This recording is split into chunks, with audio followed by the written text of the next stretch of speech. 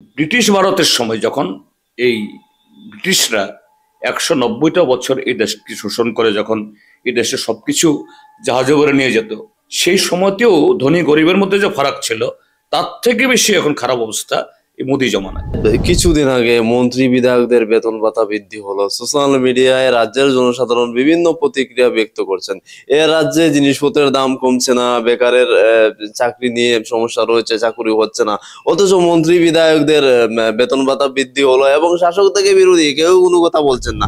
কোটি টাকা খরচ করে গায়িকা নিয়ে এসে মাঠে এই উদ্দাম নাচিয়ে উন্নয়ন বোঝাতে হয়নি। মানে আপনি শ্রেয়া ঘোষালের প্রোগ্রাম নিয়ে প্রশ্ন তুলছেন।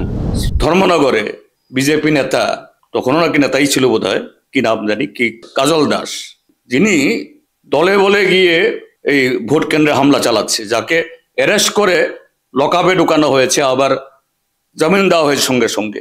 ওরা বলছে স্বচ্ছ লোক, গণতন্ত্র মানের লোক, এরাই দলে আসবে।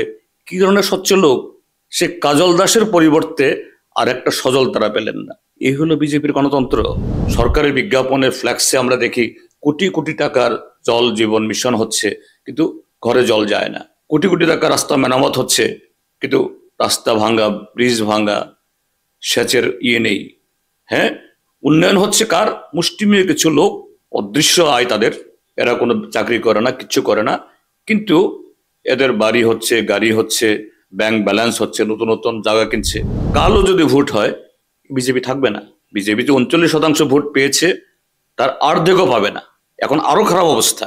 কিন্তু ত্রিপুরার যে ভোটের পরিবেশ নেই। বিজেপির সাথে কংগ্রেসের ফারাক হলো বিজেপি একটা ঘোরতর সাম্প্রদায়িক দল, এরা সংবিধান মানে না, আর অর্থনৈতিক দিক থেকে বর্জুয়া। কংগ্রেসও বর্জুয়া। কংগ্রেসের কিছু নেতা আছেন, এরা ব্যক্তিগতভাবে ভাবেন যে দলগতভাবে, সমষ্টিগতভাবে দেশের সাথে, রাজ্যের সাথে ভাবেন না, শুধু নিজের সিট, নিজের ক্ষমতা। নমস্কার, আপনারা দেখছেন পিসি মিডিয়া। আমার সাথে আজ রয়েছেন রাজ্যের বিরোধী দলনেতা জিতেন্দ্র চৌধুরী। স্যার, অনেক অনেক স্বাগত আপনাকে পিসি মিডিয়া। হ্যাঁ, পিসি মিডিয়াকেও স্বাগত, এবং পিসি মিডিয়ার সমস্ত দর্শক বন্ধুদেরকেও আমি এই ইংরেজি নববর্ষের শুভেচ্ছা জ্ঞাপন করছি। স্যার, একটা বিষয় হচ্ছে ভারতের অর্থনীতি। ভারত এখন পৃথিবীর 5ম অর্থনৈতিক দেশ এবং 2030 সালে ভারত 3য় হবে। এবং ওয়ার্সআপ ইউনিভার্সিটি নয়, সেটা আমি আইএমএফ এর ডাটায় বলছি যে 5.8% জিডিপির হার বৃদ্ধি হবে ভারতের। অথচ আপনারা বলছেন যে ভারতের অর্থনীতি ধ্বংস হয়ে যাচ্ছে বিজেপি শাসনে। কিভাবে ব্যাখ্যা করবেন? যে বিজেপির বিরোধী, সেজন্যই আমরা এই যে বিজেপি বা বর্তমান সরকারের যে দাবিকে আমরা নস্যাৎ করছি তা নয়। ভারতের কমিউনিস্ট পার্টি মার্ক্সবাদী, তার সমস্ত বক্তব্যের পেছনে যুক্তি থাকে, অঙ্ক থাকে, এবং সেখানে শুধু নিছক রাষ্ট্রের জন্য আমরা কথা বলি না। আমি খুব ছোট্ট উদাহরণ দিয়ে ভারতীয় জনতা পার্টি বা দেশের বর্তমান সরকারের যে এই দাবি, যে ক্লেম, এটাকে বোঝাতে চেষ্টা করব। একটা পরিবারের 20 জন সদস্য, সেই পরিবারের হাতে, তার পকেটে 50 টাকা আছে। তার মানে তাহলে মাথা পিছু 20 জন সদস্যের ভাগে কত পড়ছে? 2.5 টাকা করে। অর্থাৎ এই 50 টাকা, অর্থাৎ 2.5 টাকার মধ্যেই তার সংসার সবকিছু সামালতে হবে। আর একটা পরিবার, তার পরিবারের সদস্য মাত্র 2 জন, কিন্তু তার পকেটে আছে 40 টাকা। তাহলে মাথা পিছু সে পরিবারের ভাগে কত পড়লো? 20 টাকা। তাহলে একটা পরিবার, তার হাতে 50 টাকা, আর একটা পরিবার তার হাতে 40 টাকা, কিন্তু সেই পরিবারের জনসংখ্যা কম।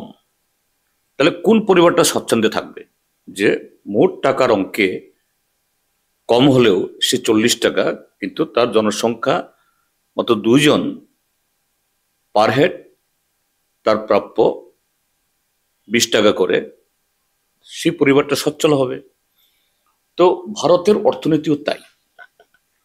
পৃথিবীর বৃহত্তম জনসংখ্যার দেশ, 140 কোটির উপরে। সেই জনসংখ্যা, তার মধ্যে আবার আম্বানি আছে, আদানি আছে, টাটা আছে, বিড়লা আছে, 100টা পরিবার বা গোটা জনসংখ্যার 1% তাদের হাতেই হলো এই সমস্ত সম্পদগুলোর সিংহভাগ।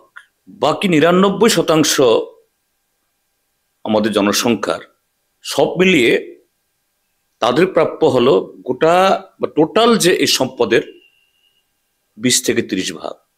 তো স্বাভাবিক আম্বানি আদানি তাদের একটা কেন 5টা করে প্রাইভেট জেট থাকবে, তাদের গ্যারাজে পৃথিবীর সমস্ত ব্র্যান্ডের কোটি টাকা দামের গাড়ি থাকবে, তাদের স্ত্রীদের তিজুরিতে বহুমূল্যের হীরা থাকবে, তাদের ছেলেমেয়েরা এই রূপোর চামচে সোনার চামচে খাবে। কিন্তু 99% যে পরিবার আছে তাদের ছেলেমেয়েরা, তাদের জন্য দুবেলা পেট ভরে খাবার ব্যবস্থা নেই, শিক্ষার সুযোগ নেই, খেলাধুলার যে পরিসর নেই, বড় হয়ে কর্মসংস্থানের কোনো হাতছানি নেই। তো এই অর্থনীতি হোক না 3, 4, 5 ট্রিলিয়ন, কিন্তু তার ভাগীদার মাত্র কয়েকজন।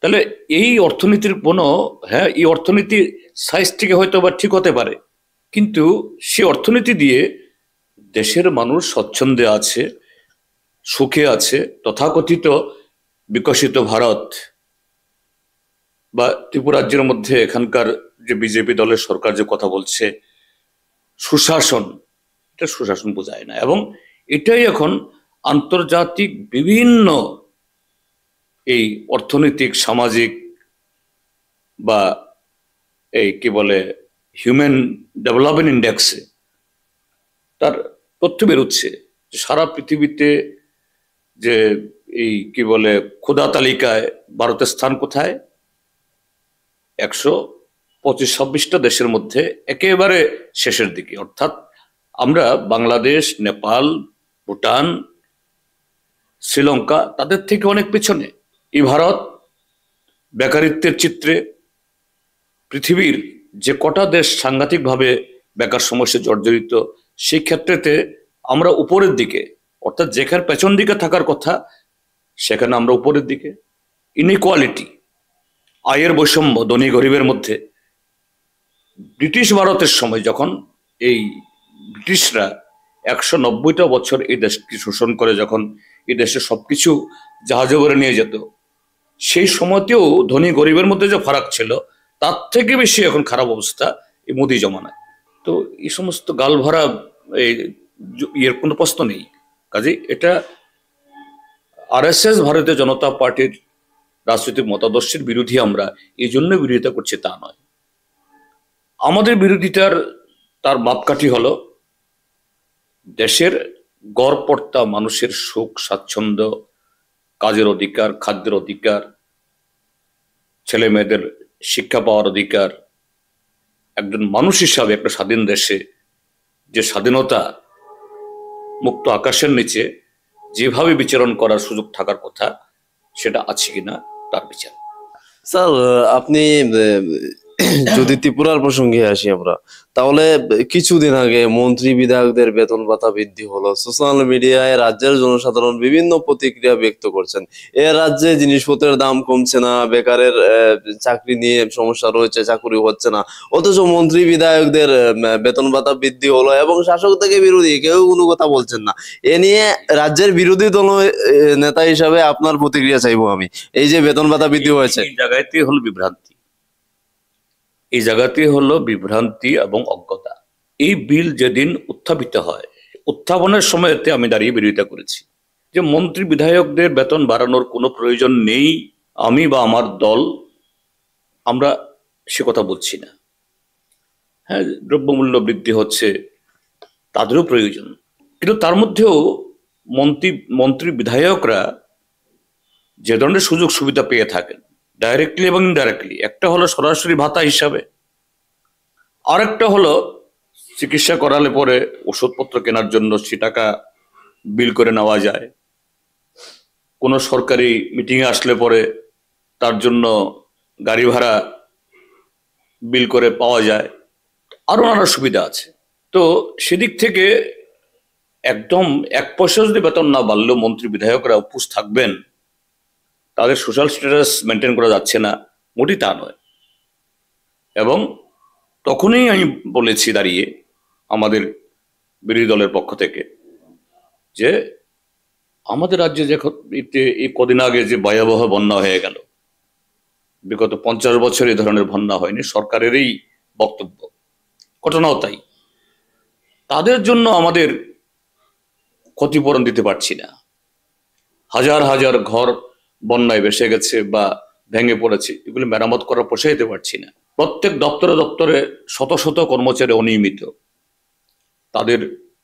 তারা কবে নিয়মিত হবে আমরা গ্যারান্টি দিতে পারছি না। Mid day meal worker, pump operator, ICDS worker বা হেল্পার, এদের বেতন বাড়াতে পারছি না, এদের ন্যূনতম সুযোগ নেই, পেনশন পায় না ঠিক সেরকম ভাবে। সর্বশিক্ষা অভিযান, যারা কোর্ট রায় দেওয়ার পরও সরকার তাদেরকে রেগুলার করছে না। প্রতিটা দপ্তরে শত শত শূন্য পদ। সরকারের পরিসংখ্যানে দেখা যাচ্ছে গত 7 বছরে আমাদের রাজ্যে সরকারি কর্মচারী প্রায় 56,000 কমেছে, এটা আরো কমছে। শূন্য পদ পূরণ করতে পারছে না, পয়সা নেই। রাস্তাঘাট ব্যাঙ্গে চৌচির, সরকারের বিজ্ঞাপনের ফ্ল্যাক্সে আমরা দেখি কোটি কোটি টাকার জল জীবন মিশন হচ্ছে, কিন্তু ঘরে জল যায় না। কোটি কোটি টাকা রাস্তা মেরামত হচ্ছে, কিন্তু রাস্তা ভাঙ্গা, ব্রিজ ভাঙ্গা, সেচের নেই। হ্যাঁ, উন্নয়ন হচ্ছে কার? মুষ্টিমেয় কিছু লোক, অদৃশ্য আয় তাদের, এরা কোনো চাকরি করে না, কিচ্ছু করে না, কিন্তু এদের বাড়ি হচ্ছে, গাড়ি হচ্ছে, ব্যাংক ব্যালেন্স হচ্ছে, নতুন নতুন জায়গা কিনছে। তো সেই জায়গায় দাঁড়িয়ে আমাদের প্রায়োরিটি কি হওয়া উচিত?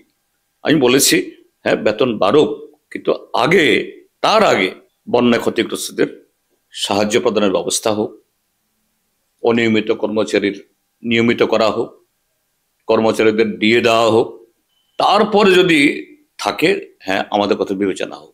এবং এই কথা যখন বলেছেন সরকার পক্ষ নাকচ করেছে। তো এই কথাটা যে বলছে যে আমরা কিছুই বলিনি, এটা সম্পূর্ণ অসত্য। এবং আমি খুব দুঃখের সাথে বলছি, মিডিয়াও যারা সেখানে আমার বক্তব্য লাইভ কভার করেছে, এরাও প্রচার করেনি, সরকারের বক্তব্য প্রচার করেছে। বেতন বাড়ানোর পক্ষে মন্ত্রী রতনলাল নাথ, মন্ত্রী সুশান্ত চৌধুরী যে আজগুবি অবান্তর যুক্তি দেখিয়েছেন, মন্ত্রীরা যেন একেবারে ক্ষুধায় কাতর, খেতে পায় না, উপোস থাকছে, এগুলো করেছে। কিন্তু বিরোধীরা, আমরা দাঁড়িয়ে এর যে প্রতিবাদ করলাম, বলেনি। কাজেই তুমিও জিজ্ঞেস করছো কথাটা, আমি এই জন্য বললাম তোমার অডিয়েন্সের কাছে, বিধানসভাতে রেকর্ড আছে, অডিও ভিডিও দুটোই, যে আমরা বলেছি বারবার যে না, এটা এক্ষুনি না, অন্য সমস্ত যাদের ডিজার্ভিং, এদের কিছু করার পর যদি থাকে তখন আমাদের কথা বিবেচনা করা হোক। আমরা না খেয়ে মরছি না, কাজে কথাটা ঠিক নয়। স্যার, রাজ্যে মাথা পিছু আয়ের যে পরিসংখ্যান বলা হচ্ছে যে সিপিএম আমল থেকে বিজেপির বর্তমান শাসনে রাজ্যের মানুষের মাথা পিছু আয় বেড়েছে, কি বলবেন? এটাও একই, আমি যে কথাটা প্রথম প্রশ্ন উত্তর দিলাম, একই। রতন বাবু হলো তার অবতারণ। আমি তখন ওনাকে বলেছি যদি তাই হয়ে থাকে, বামপন্থী ফ্রন্ট সরকারের সময়তে আমরা প্রতি 5 বছরে 25 থেকে 30,000 চাকরি আমরা দিতাম, এবং সেই চাকরিতে গ্রুপ ডি চাকরিতে যারা কারা আন্ডার ম্যাট্রিক, গ্রুপ সি চাকরিতে ম্যাট্রিকুলেটেড বা 2-4 জন গ্র্যাজুয়েটও আসতেন, ঠিক তেমনি তার উপরে গ্রুপ বি বা গ্রুপ এতে অ্যাকর্ডিং টু দি কোয়ালিফিকেশন আসেন। এবার কি দেখা গেছে, এই যে জিআরবিটিতে রিক্রুটমেন্ট হলো, engineer, PhD holder, lawyer, MSc pass, agri BSc pass, তারা গ্রুপ ডি পোস্টের জন্য রিক্রুটেড হয়েছে। তার মানেটা কি? এর অর্থটা কি? রাজ্যে যদি জিডিপি অর্থাৎ এই গড়পড়তা আয় মানুষের এত বাড়তো, পার ক্যাপিটা ইনকাম এত বাড়তো, ইঞ্জিনিয়ার কেন গ্রুপ ডির পোস্টে, ফাইল টানাটানি করার পোস্টে ইন্টারভিউ দেবে? কাজেই বাস্তবের সাথে সরকারের গালভরা এই যে দাবি, উন্নয়নের যে ফিরিস্তি তারা করছেন, মিলছে না। বামফ্রন্ট সরকার তার 25 বছরে এই রাজ্যে প্রভূত উন্নয়ন করেছে, তার জন্য আমাদের ফ্ল্যাগ ছাপিয়ে ওই কোটি কোটি টাকার বিজ্ঞাপন দিয়ে আমাদের মানুষকে বোঝাতে হয়নি। আমরা কিন্তু উন্নয়ন করেছি, আমরা রাস্তা করেছি, আমরা ব্রিজ করেছি, আমরা চাকরি দিয়েছি, আমরা বিদ্যুতের তার টেনেছি। মানুষ বিদ্যুতের তার, বিদ্যুৎ ঘরে বিদ্যুৎ দিয়ে দেখেছে, পানীয় জল তার ঘরে বিশুদ্ধ পানীয় জল এসছে, সেই পানীয় জল দিয়ে সে জল দেখেছে। এই জন্য মন্ত্রীর ছবি ছাপিয়ে বলতে হয়নি। আর ওই কোটি টাকা খরচ করে গায়িকা নিয়ে এসে মাঠে এই উদ্দাম নাচিয়ে উন্নয়ন বোঝাতে হয়নি। মানে আপনি শ্রেয়া ঘোষালের প্রোগ্রাম নিয়ে প্রশ্ন তুলছেন? শ্রেয়া ঘোষাল একজন ভালো শিল্পী, আমিও শ্রেয়া ঘোষালের ভক্ত। আমি শ্রেয়া ঘোষালের যে এই গান নিয়ে বিরোধ করছি না, কিন্তু শ্রেয়া ঘোষালকে দিয়ে গাইয়ে মানুষকে এই কি বলে আনন্দ দানের জন্য এটাও অন্য প্রোগ্রাম হতে পারতো আইসিএটির দ্বারা, সংস্কৃতি দপ্তর দ্বারা। কিন্তু ট্যুরিজমের প্রমো উৎসব, আরে ট্যুরিজম কি কোনো টুরিস্ট কি এখানে আসবে? এই প্রমো উৎসবে টুরিস্ট এসছে সেখানে? শ্রেয়া ঘোষালের প্রোগ্রামে রাজ্যের ছেলেমেয়েরা বা নাগরিকরা ওরা এনজয় করেছে। কিন্তু নাম হলো ট্যুরিজমের প্রমো। ট্যুরিজমের প্রমো হলে পরে বাইরের টুরিস্টরা যাতে আসে সেই ধরনের প্রোগ্রাম করতে হবে, প্রকৃতির উপর দাঁড়িয়ে, আমাদের প্রাচীন এখানকার ইমারতের উপর দাঁড়িয়ে, সংস্কৃতির উপর দাঁড়িয়ে। কিন্তু এখানে প্রমো উৎসব কি এই দেশের একটা খুবই ক্রেজার তাকে এনে রাজ্যের পাবলিককে দিয়ে। তো এই প্রোগ্রাম তুমি কালচারের নামে করো, ট্যুরিজম প্রমোশনের সাথে তার কি সম্পর্ক? তো এটি কেন হচ্ছে এগুলো? অর্থাৎ রাজ্যের বিশেষ করে যুব সমাজ আজকে প্রচন্ড হতাশার মধ্যে আছে, এবং সেই হতাশার কারণেই হলো নেশা। সরকার বলছে নেশা মুক্ত ত্রিপুরা, আসলে রাজ্যটা নেশাযুক্ত হয়ে যাচ্ছে। মুখ্যমন্ত্রী সেদিন নেশার উপরে যে এই স্টেটমেন্ট দিলেন, ভয়াবহ চিত্র, ভয়ঙ্কর চিত্র, কয়েক হাজার কোটি টাকার নাকি নেশাদ্রব্য ধরেছে। কোত্থেকে আসছে এগুলো? কোথায় আপনার পুলিশ? আর কি করে আসে? কেন এ রাজ্যের যুব সমাজের বিরাট অংশ এই নেশাতে আকৃষ্ট হচ্ছে, এই নেশা পাচার করে নিজের জীবিকা এই অর্জন করার দিকে ধাবিত হচ্ছে? কারণ তার অন্য উপায় নেই। এবং এটা হলো সরকারের প্রজেক্ট, এটা এমনি এমনি হচ্ছে না। এটাই হলো সুশাসন, অর্থাৎ সরকার যে যুব সমাজকে বিপদ চালিত করার জন্য, যুব সমাজের মেরুদণ্ড ভেঙে দেওয়ার জন্য। কারণ এই যুব সমাজের যদি বিপদ চালিত হয়, মেরুদণ্ড হয়, দিশাহীন হয়, নির্বাচন আসলে এদেরকে 2-4 টাকা দিয়ে ব্যবহার করা যাবে, তাদেরকে দিয়ে সন্ত্রাস করানো যাবে, এইভাবে ভোটের বৈতরণী পার হওয়া যাবে। আর সুস্থ মানুষের কাছে তাদের এই সমস্ত অপপ্রচারগুলো খাওয়ানো যাবে অসুস্থ মানুষের কাছে। কাজেই সুস্থ বিবেক, সুস্থ পরিবেশ, এটাকে নস্যাৎ করো। তো এই জন্যই বলছি যে এই তথাকথিত সুশাসন আসলে এটা দুঃশাসনের নামান্তর, ঠিক তার বিপরীত। স্যার, ত্রিপুরা রাজ্যে কি এখন কংগ্রেসের সাথে সিপিএম এর জোট আছে? কংগ্রেস বলছে যে সিপিএম এর সাথে আর জুটে যাবে না কংগ্রেসের ত্রিপুরা রাজ্যে। তাহলে 2023 সালে আপনাদের এই যে মিত্রতা সেটা ভেঙে গেল, এবং এই যে জুট করে লাভটা কি হলো? পশ্চিমবাংলায় তো ফল কিছু হয়নি, ত্রিপুরায় ফল কিছু হয়নি, নিটফল শূন্য। কি বলবেন? এই কথাটাই তো ভুল। যে সমস্ত কংগ্রেসি বন্ধু কথাটা বলছে, আমি তো কালকেও এক এই পত্রিকাকে বলেছি, কংগ্রেস পার্টির নেতারা, হ্যাঁ কংগ্রেসকে আমরা অসাম্প্রদায়িক অর্থাৎ ধর্মনিরপেক্ষ সেকুলার পার্টি হিসেবে আমরা মনে করি, কিন্তু কংগ্রেস দলের যে অর্থনৈতিক নীতি অর্থাৎ শ্রেণী অবস্থানকে আমরা ওই বিজেপির সাথে ফারাক করি না। বিজেপির সাথে কংগ্রেসের ফারাক হলো বিজেপি একটা ঘোরতর সাম্প্রদায়িক দল, এরা সংবিধান মানে না, আর অর্থনৈতিক দিক থেকে বর্জুয়া, কংগ্রেসও বর্জুয়া।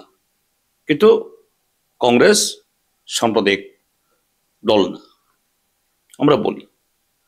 এবং সেই কারণেই আমাদের সবার প্রচেষ্টা অবশ্যই, কিন্তু সেই প্রচেষ্টার মধ্যে আমাদের পার্টি, আমাদের তদানীন্তন নেতা যিনি প্রয়াত হয়ে গেছেন সীতারাম ইয়েচুরি, তার অক্লান্ত পরিশ্রমে ইন্ডিয়া ব্লক তৈরি হয়েছে, ইন্ডিয়া মঞ্চ।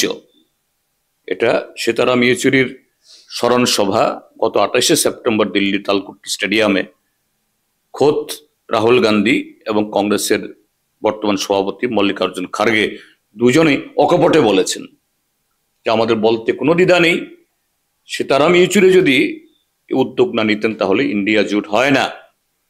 আর ইন্ডিয়া এই ব্লক না হলে পরে বিজেপির 400 পারের স্লোগানটাকে আটকানো যায় না। বিজেপিকে সংখ্যাগরিষ্ঠতার নিচে 32টা আসন আগে তাকে রোখা যায় না। তো সিপিএম কেন এই উদ্যোগটা নিয়েছে? সিপিএম প্রধানমন্ত্রী হওয়ার জন্য না, সিপিএম সরকার অংশীদারি হওয়ার জন্য না, যে দেশের বর্তমান এই সন্ধিক্ষণে যখন আরএসএস বিজেপির হাতে আমাদের গণতন্ত্র আক্রান্ত, সংবিধান আক্রান্ত, ধর্মনিরপেক্ষ এবং যুক্তরাষ্ট্রীয় কাঠামো আক্রান্ত, সেই কারণে আমাদের এই সিট শেয়ারিং। এবং ত্রিপুরাজ্যও তাই। কংগ্রেস এবং বাম 2023 সালে আমরা এই সিট সমঝোতা আমরা করেছি। ত্রিপুরাজ্যে গণতান্ত্রিক পরিবেশ এবং অবাধে যদি ভোট হয়, আজও যদি ভোট হয়, আমি বলছি আজও, কালও যদি ভোট হয়, বিজেপি থাকবে না। বিজেপি যে 39% ভোট পেয়েছে তার অর্ধেকও পাবে না, এখন আরো খারাপ অবস্থা। কিন্তু ত্রিপুরাজ্যে ভোটের পরিবেশ নেই। একদিকে কালো টাকার দাপট, আরেক দিকে হলো মন্ত্রী রতনলাল নাথ। এই সেদিন বলছে একটা সভায়, ক্যামেরার সামনে বলছে, কোনো রাগ ডাক নেই, সিপিএম মার খেলে আমি কি করব। রতনলাল নাথ সংবিধানের নামে শপথ নিয়ে প্রথম বিধায়ক হয়েছেন, আবার মন্ত্রী হওয়ার আগে আবার এই সংবিধান শপথ নিয়েছেন, আমি রাজ্যের জনগণের জীবন, সম্পত্তি, অধিকার রক্ষা করিব। আর সে মন্ত্রী বলছেন সিপিএম মার খেলে আমি কি করব। তার মানেটা কি? যে তিনি সরাসরি উস্কানি দিচ্ছেন, সিপিএম কে মারো, সন্ত্রাস জিয়ে রাখো, সন্ত্রাস জিয়ে না রাখলে পরে বিজেপি সরকার থাকবে না। কারণ বিজেপি সন্ত্রাসের জোরে, ছাপ্পা ভোটের জোরে বিজেপির সরকার, জনগণের ভোটে না। তো সেই কারণে 2023-এ এই বিজেপির সন্ত্রাস রোখার স্বার্থে, গণতন্ত্র পুনরুদ্ধারের স্বার্থে আমাদের সিট শেয়ারিং হয়েছে 13টা এবং 47টা। আমাদের সেই পার্মানেন্ট জোট তো হয়নি কখনো। আমরা তো কোথাও বলছি না যে না সিপিএম কংগ্রেসের সাথে পার্মানেন্ট জোট হয়ে গেছে, বামফ্রন্টের জোটের মতো সিপিআই সিপিএম যেরকম জোট হয়েছে আমাদের। তো এই জায়গায় ভবিষ্যৎ দেখা যাবে। যদি গণতন্ত্র পুনরুদ্ধারে, রাজ্যে আইনের শাসন ফিরিয়ে আনার প্রশ্নে যদি কংগ্রেসের দায়বদ্ধতা থাকে, তাহলে ওরা ঠিক করবে।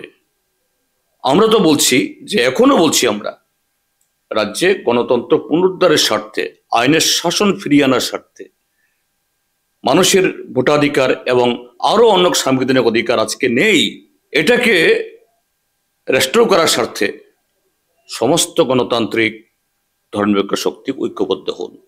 এটা শুধু কংগ্রেসকে আহ্বান জানাচ্ছি তা নয়, এমনকি বিজেপির বিরুদ্ধে ভেতরেও যারা উপলব্ধি করছেন আজকে বিজেপির হাতে আমাদের গণতন্ত্র বিপন্ন, সংবিধান বিপন্ন, আইনের শাসন নেই, আমরা তাদেরকেও বলছি আসুন।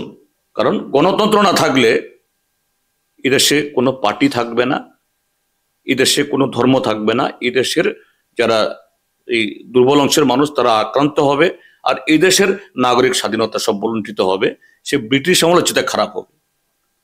তো এখানে কংগ্রেসের সাথে আমাদের এই আতাত ছিল, আছে, এই কথাগুলো তো আসে না। যারা এই কথাগুলি বলছেন কংগ্রেসের মধ্যে, আমি কালকে বলেছি, কংগ্রেসের কিছু নেতা আছেন, এরা ব্যক্তিগতভাবে ভাবেন, যে দলগতভাবে, সমষ্টিগতভাবে দেশের সাথে, রাজ্যের সাথে ভাবেন না, শুধু নিজের সিট, নিজের ক্ষমতা, এসব যারা ভাবেন এরা এই কথা বলেন। এই হলো কংগ্রেসের কিছু নেতা চরিত্র। এটা দুর্ভাগ্যের। এরা ওই গণতন্ত্র সংবিধানের কথা মাঝে মধ্যে তারাও আওড়ান, কিন্তু ত্রিপুরার যে কংগ্রেসের মধ্যে সেই আন্তরিকতা বা সেই নিষ্ঠা, সেই সততা, এটা খুবই কম দেখতে পাই।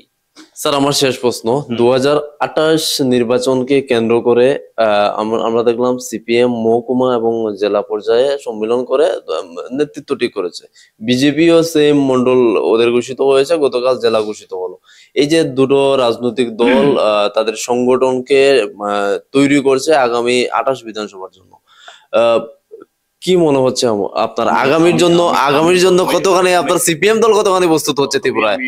সিপিআইএম শুধু ভোটের জন্য আমাদের পার্টির সংগঠন লড়াই সংগ্রাম সংগঠিত করে তা নয়। ভোট আসে, ভোট যাবে, তার নিয়ম অনুযায়ী। সিপিআইএম এর যে এই সাংগঠনিক প্রক্রিয়া, এটা আমাদের গঠনতান্ত্রিক প্রক্রিয়ার মধ্যে প্রতি 3 বছর অন্তর একেবারে তৃণমূল স্তর থেকে সর্বোচ্চ স্তর অব্দি ইলেকশন হলেও না হলেও আমাদের এই সম্মেলন হতোই। এবং আমাদের এই সম্মেলন যে সম্পূর্ণ গণতান্ত্রিক উপায়ে, আমাদের একটা ব্রাঞ্চ থেকে শুরু করে সর্বভারতীয় অবধি, সেখানে কোনো নেতা উপর থেকে হেলিকপ্টার থেকে নামিয়ে দেওয়া হয় না, প্যারাসুট দিয়ে নামিয়ে দেওয়া হয় না। কমিউনিস্ট পার্টি এরকম গণতান্ত্রিক পার্টি, এবং আমাদের যে ত্রিপুরার যে সমস্ত পার্টির সদস্যের এই সম্মেলনে তার বক্তব্য রাখার, রাজনীতির সম্পর্কে, সংগঠন সম্পর্কে, অর্থনীতি সম্পর্কে, সংস্কৃতি সম্পর্কে অধিকার আছে, এবং তারা সে অধিকার প্রয়োগ করেই ইতিমধ্যে আমাদের প্রায় এই 4 সহস্রাধিক আমাদের এই ব্রাঞ্চ, তারপর 300-এর উপরে আমাদের লোকাল কমিটি, 24টা মহকুমা কমিটি এবং 8টা জেলা কমিটির সম্মেলন শেষ হয়ে আগামী 29, 30, 31 আমরা মিলিত হব রাজ্য সম্মেলনে, এবং সেখানে গণতান্ত্রিক উপায়ে কমিটি নির্বাচন হবে। আবার সেই কমিটি আবার গণতান্ত্রিক উপায়ে সম্পাদক, আমি যে সম্পাদকের চেয়ারে আছি, কেউ আমাকে বসাবেও না বা কেউ জোর করে এই চেয়ারে বসবে না। গণতান্ত্রিকভাবেই সেখানে যদি ঐকমত্য হয় সর্বসম্মতিক্রমে, আবার যদি সর্বসম্মতি না হয় ভোটের মাধ্যমে, আমরা যেটাকে বলি গণতান্ত্রিক কেন্দ্রিকতা, অর্থাৎ সংখ্যাগরিষ্ঠতার ভোটে আমাদের কমিটি নির্বাচন হবে, সম্পাদক নির্বাচন হবে। কিন্তু বিজেপি কাকতালীয়ভাবে আমাদের সাংগঠনিক প্রক্রিয়ার সময়তেই তাদেরও শুরু হয়েছে, খুব বড় বড় কথা বলেছে। বিজেপি সাংঘাতিক গণতান্ত্রিক, পৃথিবীর সর্ববৃহত্তম রাজনৈতিক দল, সবকা সাথ সবকা বিকাশ। তৃণমূল থেকে আমরা দেখলাম এরা ওই নির্বাচনের মতো রিটার্নিং অফিসার নিয়োগ হচ্ছে, কে কে জানে আসছে, ইত্যাদি ইত্যাদি হবে। এবং মুখ্যমন্ত্রী থেকে শুরু করে সবাই গিয়ে রাস্তায় নেমে এই মেম্বারশিপ কালেকশন শুরু করলো, এত অবাধ, এবং বলতে শুরু করলো, পত্রপত্রিকাতে বিজ্ঞাপন হলো, এটা নিয়ে প্রচুর খাওয়াখাওয়ি, মিডিয়াকেও প্রচারের জন্য ছবি টবি তোলানো হলো, এই ভোট হবে, এই হবে, সেই হবে। কিন্তু দেখা গেল কদিন বাদে না, এই ভোটেও ওই উপনির্বাচনে, পঞ্চায়েত নির্বাচনে যেরকম ভাবে ছাপ্পা ভোট, এদের সাংগঠনিক নির্বাচনেও ছাপ্পা ভোটের আশঙ্কা। এটা নিয়ে এক পক্ষ আরেক পক্ষের বিরুদ্ধে সরাসরি কথা বলছে। সর্বশেষ গতকাল দেখলাম যে না, সম্মেলনও না, ভোটাভুটিও না, গণতন্ত্রের গড় সেখানে নেই, উপর থেকে চাপিয়ে দেওয়া হলো। এবং কি খবর আসলো, আজকে একটা পত্রিকা খবর করেছে, গত লোকসভা নির্বাচনে ওই ধর্মনগরে বিজেপি নেতা, তখনও নাকি নেতাই ছিল বোধহয়, কি নাম জানি, কি কাজল দাস, যিনি দলে বলে গিয়ে এই ভোট কেন্দ্রে হামলা চালাচ্ছে, যাকে অ্যারেস্ট করে লকআপে ঢুকানো হয়েছে, আবার জামিন দেওয়া হয়েছে সঙ্গে সঙ্গে। ওরা বলছে স্বচ্ছ লোক, গণতন্ত্র মানে লোক, এরাই দলে আসবে। কি ধরনের স্বচ্ছ লোক? সে কাজল দাসের পরিবর্তে আর একটা সজল তারা পেলেন না। এই হলো বিজেপির গণতন্ত্র। এখানে এখন কারা, হ্যাঁ বিজেপিতে সব খারাপ লোক, ভালো লোক নিয়ে কথা বলছি না, সাধারণ মানুষ এরা তো এত শত বুঝে না, প্রচারে এই বিভ্রান্ত হয়, প্রচারের মোহে আবিষ্ট হয়ে থাকে। কিন্তু বিজেপির নেতৃত্বে আজকে কারা? কমিশন খোর, সিন্ডিকেট যারা এই পঞ্চায়েত থেকে জেলা পরিষদ, পিডব্লিউডি সর্বত্র যে শক্তিগুলো এই জবরদস্তি করে দখল করে রেখেছে, সরকারি আধিকারিক আমলা, এদের উপরে জবরদস্তি খাটিয়ে যারা অবৈধভাবে কোটি কোটি টাকার মালিক হচ্ছে, এরাই তো নেতৃত্ব। কাজেই এই বিজেপি, যার দলের মধ্যে গণতন্ত্র নেই, দেশে গণতন্ত্র তাদের কাছে কিভাবে সুরক্ষিত থাকবে? রাজ্যে কেন গণতন্ত্র নেই? এটাই হলো মূল কারণ। কারণ দলে গণতন্ত্র নেই, দলে কোনো নিয়ে চলে না। এই যে আমরা দেখি একটা নির্বাচন আসলে পরে তাদের হুইপ অমান্য করে কিছু লোক প্রার্থী হয়ে যান। উদাহরণ দেখাবো আমি, এই গন্ডাছড়াতে গত এডিসি নির্বাচনে, সেখানে বিজেপির অফিসিয়াল প্রার্থীকের বিরুদ্ধে দাঁড়িয়ে সেখানকার বিজেপির নেতা দাঁড়িয়ে গেল এডিসিতে, আবার জিতেও গেল সে। তাকে 6 বছরের জন্য সাসপেন্ড করা হলো। আবার যখন জিতলো 6 মাস গেল না, সে আবার বহাল তবিতে চলে আসলো। এই তো বিজেপির গণতন্ত্র। এদের কোনো সংবিধানই নেই। এদের সংবিধান হলো জুৎচুরি, জালিয়াতি, মিথ্যা এবং কিভাবে যেন তেন প্রকারেণ ক্ষমতা দখল করা। এই সমস্ত প্রভাবশালীরাই আজকে বিজেপির নেতৃত্বে। এই দুটোর মধ্যে পার্থক্য এই জায়গাতে। কিন্তু সিপিআইএম আমরা সম্পূর্ণ গণতান্ত্রিক প্রক্রিয়ার মধ্য দিয়ে সম্মেলন আমরা করি। সেখানে কোনো ধরনের যে গোজামিল, কোনো ধরনের এরকম কি বলে এই অসৎ উপায়ে নেতৃত্বে বসানো, কমিটি নিয়োগ, এটা হয় না। এবং আমরা আমাদের সম্মেলন মানে হলো গোটা রাজ্যের রাজনৈতিক, সামাজিক, অর্থনৈতিক তার বিবর্তন কিভাবে হচ্ছে, এবং সেখানে দাঁড়িয়ে আমাদের মতাদর্শ, সংক্ষেপে সে মতাদর্শ কি? সংখ্যাগরিষ্ঠ মানুষের হিত দেশের সংবিধানের উপর ভিত্তি করে যাতে মানুষ সে অধিকার ভোগ করতে পারে, এটাই আমাদের মতাদর্শ। তার সাথে আমাদের বিজেপির তুলনা, এটা ওই অমাবস্যা রাতের সাথে পূর্ণিমার তুলনা যদি করা যায়, ঠিক তাই। এই হলো সিপিআইএম।